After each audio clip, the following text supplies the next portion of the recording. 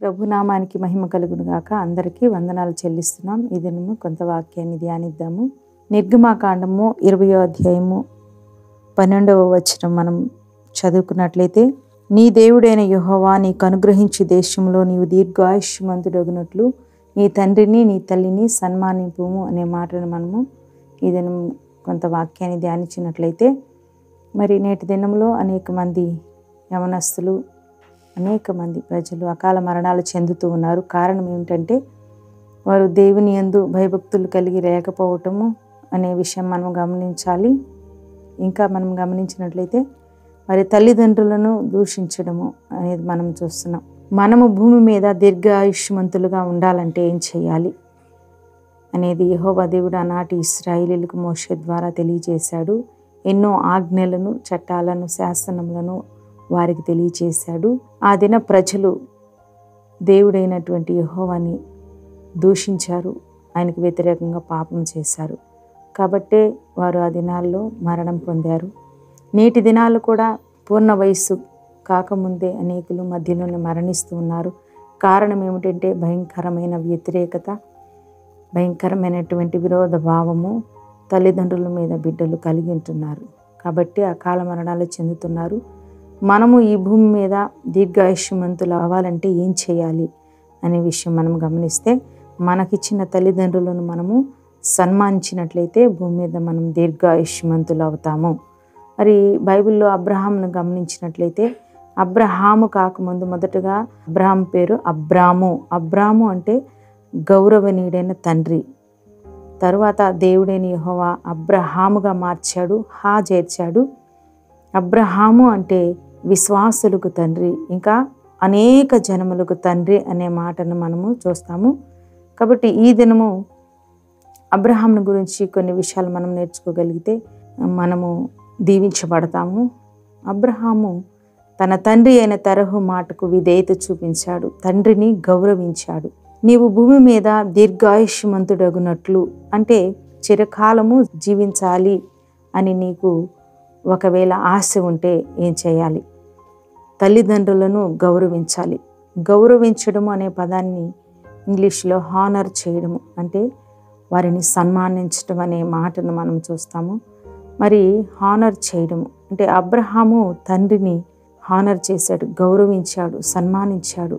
అంత మాత్రమే కాదు, పరలోకపు తండ్రిని గౌరవించాడు, పరలోకపు తండ్రికి విధేయత చూపించాడు.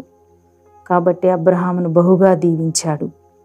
అందుకే అబ్రహామును గురించి దేవుడైన యెహోవా అతను నీతి న్యాయములు కలిగిన వాడని, తన ఇంటి వారందరితో కూడా నీతి న్యాయములు కలిగిన వాడని అబ్రహాము గురించి యెహోవా దేవుడు సెలవిచ్చాడు. మనం చదువుకుందాం ఆ వాక్య భాగము. ఆదికాండము మరి 18వ అధ్యాయం 19వ వచనం చదివినట్లయితే, ఎట్లనగా యెహోవా అబ్రహామును గురించి చెప్పినది, అతనికి కలుగజేయునట్లు తన తరువాత తన పిల్లలకును తన ఇంటి వారును నీతి న్యాయములు జరిగించుచు యెహోవా మార్గమును గైకొనుటకు అతడు వారికి ఆజ్ఞాపించినట్లు నేను అతన్ని ఎరిగి ఉన్నాను. అబ్రహామును దేవుడు ఎరిగి ఉన్నాడు అంటే అబ్రహాము ఎంత విధేయుడండి. తన పిల్లలతో పాటు నీతి న్యాయములు జరిగించేవాడుగా ఉన్నాడు. అంటే అబ్రహాము బిడ్డలు అబ్రహాముని ఎంత గౌరవించారనే విషయం కూడా మనం ఇక్కడ గమనించాలి. అబ్రహాం తన కుమారులకి కూడా నీతి న్యాయములు జరిగించే విధంగా వారిని పెంచాడు. మనం కూడా మన బిడ్డల్ని నీతిమంతులుగా దేవుని ఎదుట తయారు చేయాలి. అంటే యేసుక్రీస్తుని గురించి వారికి బోధించాలి.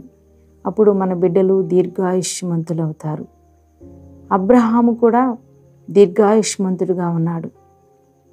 175 సంవత్సరాలు అబ్రహాము జీవించాడు. నిండు వృద్ధాప్యమందు మరణించాడు. ఆనాటి భక్తుల జీవితాలు మనం గమనిస్తే వారు చాలా కాలం జీవించారు.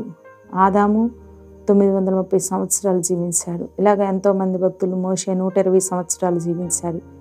మరి ఎందుకు వారికి దీర్ఘాయుష్ కలిగినదంటే వారు పరలోకపు తండ్రికి లోబడ్డారు, పరలోకపు తండ్రిని గౌరవించారు.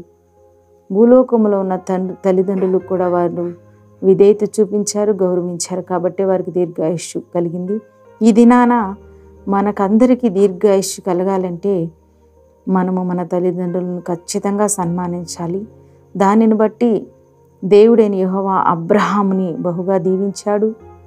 మరి 15వ అధ్యాయంలో ఇంకా మనం చదువుకున్నట్లయితే అబ్రహాం గురించి ఒక మాట రాయబడింది.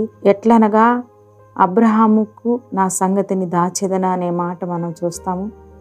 నేను ఏమైతే చేయబోతున్నానో అబ్రహాముకి దాన్ని తెలియజేస్తానని దేవుడైన యెహోవా చెప్పాడు. నిజంగా చూడండి, అబ్రహాం నా స్నేహితుడని కూడా బైబిల్లో వ్రాయబడింది.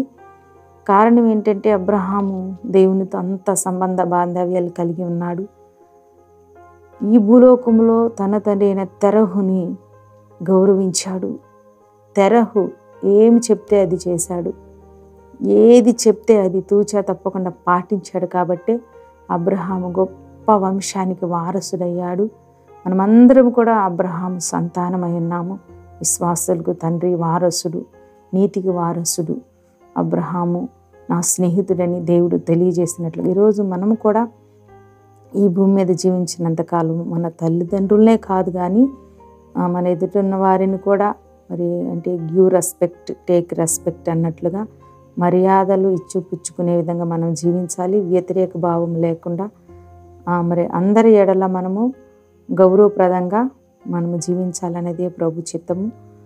కాబట్టి అబ్రహాముకి దేవుడు తన సంగతులు దాచలేదు. సొదొమ గొమొర్ర పట్టణాన్ని గురించి అబ్రహాము తెలియజేశాడు. అంత మాత్రమే కాదు, తన ప్రజలైన ఇశ్రాయేలీలు 430 సంవత్సరాలు ఐగుప్తు చెరకు వెళ్ళి బానిసలుగా ఉంటారు. తర్వాత నేను 4వ తరంలో వారిని విడిపిస్తానని కూడా అబ్రహాముకి దేవుడైన యెహోవా రాబోవు కాలమును గురించి, ఇశ్రాయేలీలకు జరగబోవు దానిని గురించి దేవుడైన యెహోవా అబ్రహాముకు తెలియజేశాడు. ఎంత గొప్ప సంగతో కదా. మరి ఈరోజు మన బిడ్డల గురించి, మన గురించి దేవుడు తెలియజేస్తాడు. ఎప్పుడంటే మన పరలోకపు తండ్రికి మనము విధేయులమై ఈ భూలోకములో ఉన్న తల్లిదండ్రులను గౌరవిస్తున్నట్లయితే మరి దేవుడు మనకి దీర్ఘాయుష్ ఇస్తాడు. అట్టి దీర్ఘాయుష్ మనందరికీ, మన బిడ్డలకి దేవుడు దయచేయునుగాక. ఆమేన్.